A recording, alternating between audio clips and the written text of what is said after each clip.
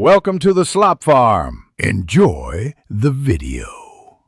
In this video, I will explain how to neutral a Chrysler 300. We'll cover the essential steps for engaging neutral, whether your vehicle has power or not.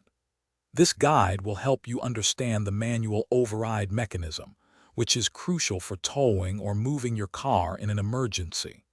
You'll learn how to safely access and operate the neutral release, ensuring you can manage your vehicle effectively.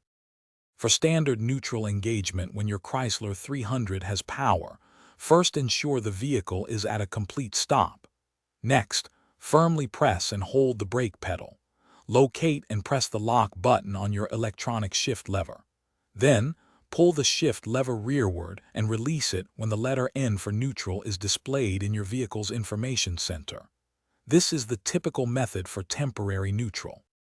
When your Chrysler 300 has no power, or in an emergency, you'll use the manual override. Begin by locating the small storage bin or cover to the right of your electronic shifter. Carefully remove this cover to reveal the manual release mechanism, which is often a yellow or red strap.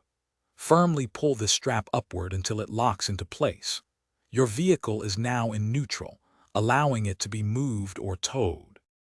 Safety is paramount when using the neutral override. Always ensure the parking brake is firmly engaged before releasing the manual lever, as your vehicle will roll freely. When you're ready to return to park, simply push the manual release lever back down until it clicks into its original position. Double-check that the shifter is securely locked, preventing unintended movement. Always prioritize safety. Thanks for watching. Consider subscribing if we helped you today.